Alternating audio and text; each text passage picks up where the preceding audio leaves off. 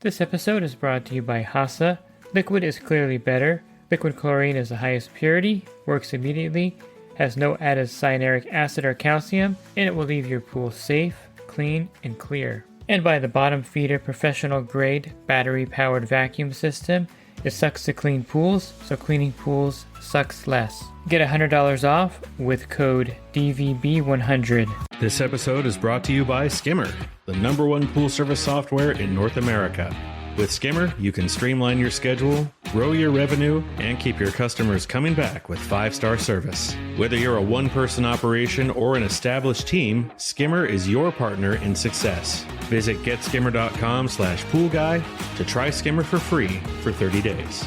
The Pool Guy Podcast Show. The Pool Guy Podcast Show. The Pool Guy Podcast Show.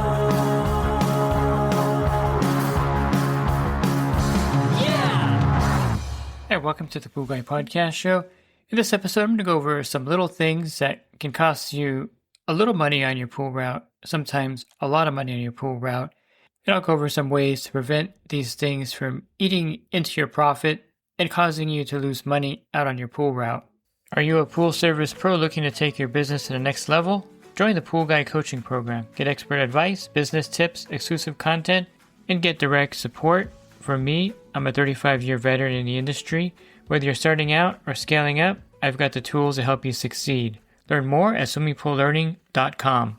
The first one happens to me on occasion, and it's really annoying when it happens, and it can't be prevented just simply by you remembering that your routine is really important and sticking to it is crucial.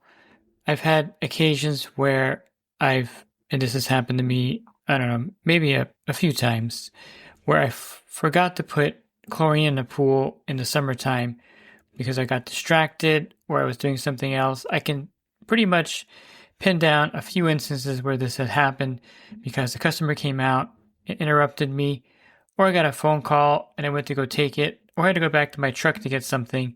Those are all things that get me out of my routine, and I've forgot to actually put the chlorine tablets in the pool that week, which caused, of course, the pool not to look too good the following week. So it's important to have this routine. And one thing that when I get out of my routine, I don't look back like I'm supposed to. And I like to always look back at the stop when I'm leaving to make sure I didn't, of course, leave something there, which I've caught myself doing. And to make sure that I put the floater back in the pool with the chlorine tablet. Now, if it's an inline chlorinator and you forget to put it in, that's not going to help you too much. I've done that myself because I always add the chemicals at the end of the stop when I'm kind of wrapping things up. For one reason, it's easier for me to put the chemical in at the end because I know I'm leaving at that point, and it cuts down on some other problems you may have, like use cal hypo clouding up the pool, or if you're pouring the acid in there, you don't want any of the fumes to get you, and you've probably been hit by acid fumes before. So at the end, when I'm wrapping everything up, putting the skimmer basket back in and doing all the stuff I'm doing at the end, I'll put the chemicals in the pool at that point, and then I'll leave. And so that definitely is something that can happen. Now, of course, you can set it up differently, however you want to set it up to know when you're going to put the chemicals in the pool so you don't have this happen. How does it cost you money? Well, it costs you time because you're brushing that pool for algae the following week. And it costs you money because you're shocking the pool and trying to get it back into shape because of your blunder. Now, this doesn't have to be trichlor tablets. It could even be shocking the pool. And I think I've only done this once where the pool had no chlorine and I had to shock the pool. And I, for some reason, got distracted, wrapped everything up, left. It didn't even shock the pool like I was supposed to. And sometimes it's the heat. Sometimes you get busy. You're distracted. It's really hard to focus, if something's going on outside of work and you're trying to do all these things because you really have to be focused out there because things kind of blur together. Sometimes you might even forget what day of the week you're going to your pools. I've only done this on a couple of occasions where I show up on a Wednesday for a Thursday. I show up on a Wednesday and I'm actually at my Thursday pool because I had the days mixed up. It does happen. And that's why you have to be really focused out there because everything kind of is the same every week and every month. You go to the same stops, you look at the same things. And so it's hard for you to really remember everything unless you stay in that routine. And this is the key thing. When you ever break that routine, chances are you're going to forget something. Hopefully it's nothing dramatic, like forgetting to put chemicals in like I've done. But definitely be aware that a break in your routine could cause you problems, whether it be a customer talking to you or a phone call coming in and you just step away from what you're normally supposed to be doing. That could definitely be a problem. Here's one that many of us experience, and that is driving too far to do 1 or 2 pools. Maybe you have a pool during the week where you're driving about 15 minutes. Now, if you're in a rural area, of course, driving is part of your pool service. But here in Southern California, there's really not much excuse to go 15 minutes or 20 minutes out of your way to do 1 pool. And that could just be 3 miles, by the way, based on traffic and, side street congestion.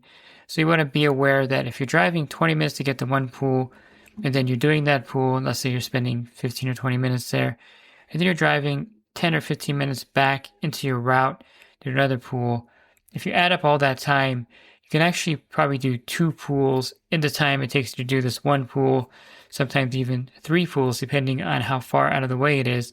And so you definitely want to implement the 1-for-1 rule in this case, that when you get a really nice account that's close by in your route area where it's only like a 2-minute, 3-minute drive, 5-minute drive, then you just let the customer know that you're consolidating your pool route and you'll no longer be able to service his particular area. And if he needs a referral, if it's a good account, of course, tell him that if he needs a referral, you're going to give him a referral. And then you put that new account in place and you've cut out 30 or 40 minutes of your day in your truck driving. It really does make a huge difference. And the sooner you get rid of those outlying pools, the better off you're going to be. Because again, time is money. And if you're driving out there, you're not getting paid for driving out there. And you're losing time and money because now with this new pool that you just picked up, you can actually pick up 1 more pool that day. And you'll have 2 pools for the price of 1 basically that you're driving a long distance to. Getting a tight route takes time and effort. And there are some cases where if you do have a pool that's 20 minutes out of the way, maybe leave some flyers on the neighboring doors so that you can get a few more accounts out there. Because then it'll pay off actually to drive 20 minutes to another region. You have 4 or 5 pools over there. Then it's actually worth it and logical to do that. But just going out there for 1 pool and then coming back to your regular route is not smart. And a lot of pool guys will limit their territories as they get bigger. If they have a pretty full account, service route with a lot of accounts, I should say, they don't take any outlying pools. They'll just give it to a buddy or, pass on that particular pool. But you definitely don't want to have too many outliers because that does take a lot of time out of your day and eventually it will cost you money. Here's another one that will cost you some money and time, and that's a return visit when a customer asks you to come back to do something at their pool. And you have to implement a policy that, yes, if there's an emergency, you're going to come back there and take care of it. Like, let's say their offline chlorinator tubing broke and water is shooting out of the black tube from the rainbow chlorinator and the pool is draining down. Yes, of course, that constitutes a return visit. But if the customer says, oh, can you come back over because I forgot to message you the other day to reset the pool. So I like the pool to come on, from noon till 7 o'clock so I can see the spillway while I'm having dinner or whatever. And they want you to come there and readjust the timer. To me, that is unnecessary. And if you go back and do that, and if you make a habit of going back for different things, like a customer calling you saying that their Hayward navigator isn't moving on the bottom of the pool, you were there yesterday and today they noticed it wasn't moving, can you come back and get the cleaner working? Now, of course, that's to your advantage to have the cleaner working all week long, but it's to your disadvantage to have to go back across town or to another area or spend 15 or 20 minutes getting to that pool just to do that without getting compensated. So one thing you can do is have a strict policy that you'll return if there's an emergency, but if not, they'll have to wait till the following week.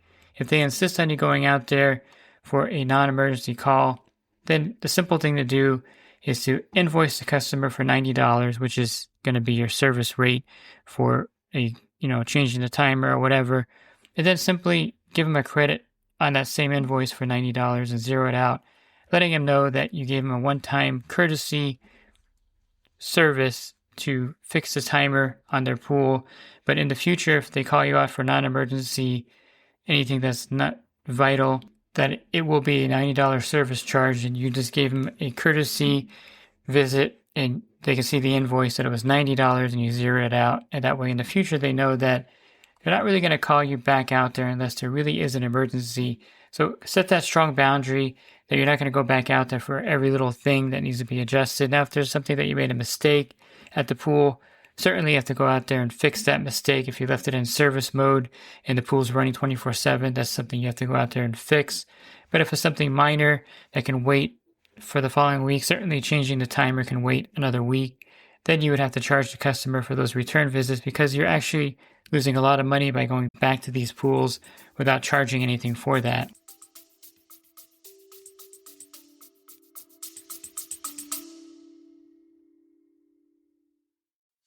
And the Pool Guy Podcast Show has teamed up with UPA to bring you affordable, reliable liability insurance starting at just $64 a month. Get up to $2 million in coverage, and the members of my coaching group get an even lower rate. Protect your business and your peace of mind. Sign up with UPA today by clicking the link in the podcast description.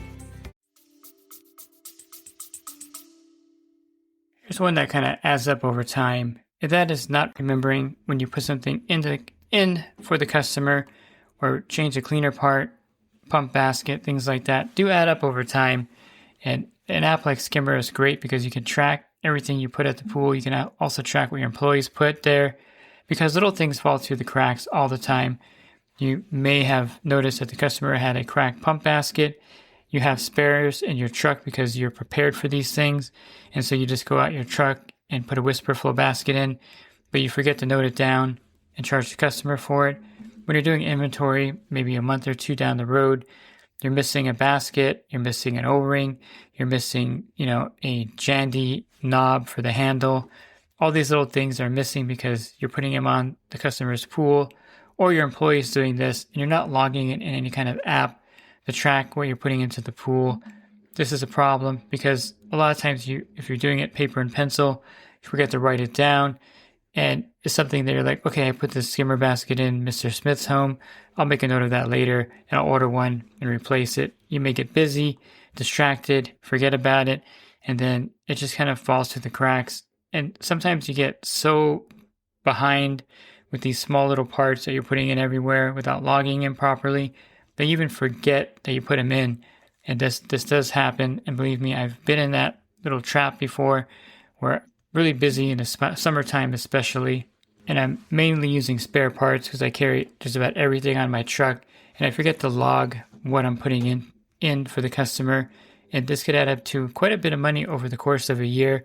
It could also drain your inventory. You have to replenish that, of course, and so this is something that could add up to hundreds to even thousands of dollars out there by you or your employee not logging what you're putting into the customer's pool or equipment, whatever you're doing out there.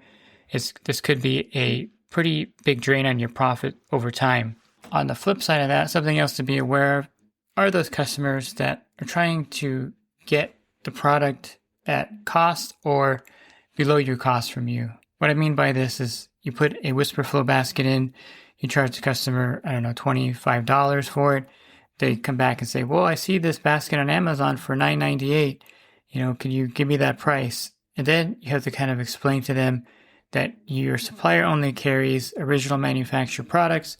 There's a premium for that because they actually are better quality than Amazon. The customer is going to say, well, it's just plastic. How can it be a different quality? Can you give it to me for $10 like the Amazon price? So this is a kind of a problem with small parts, sometimes with big parts as well. So what I usually do in this case is I'll tell the customer, and you don't want to lose money in this case, that go ahead and order the basket on Amazon, leave it at the pool equipment area. I'll put it in for you. I'll take my basket out and reverse the charges. This does cost you money because there's some profit and markup there, but at the same time, you're not losing that product. You're not going to say to the customer, I'll give it to you for $10 or whatever, because then you're actually losing money and you're giving the customer a kind of sense of empowerment that they can do this continuously with everything you're going to order for them. And so maybe explain to them that this is a better part. That's why it costs more. There's also some costs involved in you picking it up and putting it in. and explain to them that aspect as well. But if they're really insistent about getting the Amazon one and using it, take yours out, clean it up, save it, and use it for another customer in the future. As long as too much time hasn't passed, usually that'll be like a 2-week period at the most, because they'll see the bill and want you to refund them or credit them or give them the difference in price. And we really can't do that because we don't really know the parts where they're coming from when they order them online. And we can't sometimes match a generic part price because our suppliers can't carry them in most situations or most circumstances. They can't stock generic parts at their store, at their warehouse. Here's one that is kind of related to what I talked about earlier, and that's having a lot of spare parts on your truck. This is something you're going to have to invest in over time. You should know what pump baskets to get, depending on what particular pumps are on your pool route, what little O-rings, what pressure gauges to get. All these things you should have on your truck. Backwash O-rings, backwash pistons. These should all be stocked up. And it does, again, it's going to cost some money to invest in these small parts because you're not going to get a lot of return on them at first. You're buying inventory to stock up on them. But this really saves you a lot of money and time having to go to your supplier to pick up the part. Sometimes you can't actually leave the pool running without that part, and you're going to need to get it. If you have a pump that has a bad O-ring and you can't get it primed, if you don't have a whisper flow O-ring on your truck, that's a problem because now you have to leave the pool off, go back, get the O-ring, maybe come the next day to put it on. And so this is really critical that you do have inventory. I think I have a YouTube video that's pretty old where I show all the bins I keep all my spare parts in my truck in. I have a 4-door truck, so it's really good to keep these bins in there.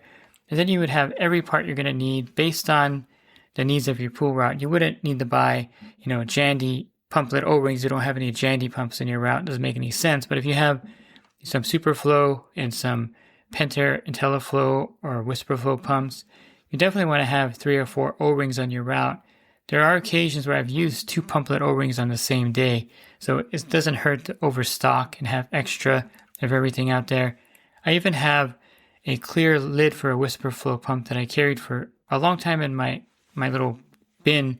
Never had to use it until one time I had this pool that was below sea level, and it actually formed a hairline crack in the lid. Never saw that before. I think it was all the pressure being built up in there, but I went to my truck and sure enough, I had the WhisperFlow lid, fits an IntelliFlow pump as well, and I put it on there and I was like, well, I had this thing in my truck for 4 years and it actually paid off. I also carry generic skimmer lids with me because there may be a pool party or the gardener may crack the skimmer lid, and you really can't leave the pool without the skimmer lid on there because that is a hazard, especially if someone steps in there and breaks their ankle or if a kid sticks their hand in there. So the skimmer lids are important. I carry a few of the Pentair because a lot of the skimmers here in my area are Pentair, but I do carry generic ones. I had one for many years in my truck also that I never used, but it was for an autofill on the deck, and it was kind of just a generic autofill lid, and never thought anyone would break the autofill lid, but they actually did one day, and I had this on my truck and it worked out perfectly. Of course, black tubing for chlorinators, because when those get brittle in the sun and crack, the water will shoot out and drain out of the pool. And if you have the 6-foot black tubing in your truck, you can easily replace the offline chlorinator tubing and get that pool running without having to go to your supplier, wait in line, get the part, and go back and do that. So again, try to collect as many spare parts as you can. And if you're going to use a spare part on your route, definitely replace it and build a customer for it. So that way you don't actually lose twice on that with the inventory and not billing the customer. Looking for other podcasts, you can find those on my website, swimmingpoollearning.com. And if you're also looking at the coaching program, you can learn more at poolguidecoaching.com. Thanks for listening to this podcast. Have a great rest of your week, and God bless. This episode is brought to you by HASA, providing products that deliver clean, healthy water for every aspect of everyday life. The bottom feeder battery-powered vacuum system, portable, powerful, and only weighs 12 pounds. And Skimmer. Get Skimmer, America's #1 pool service software. Podcast listeners can try Skimmer for free at getskimmer.com/poolguy.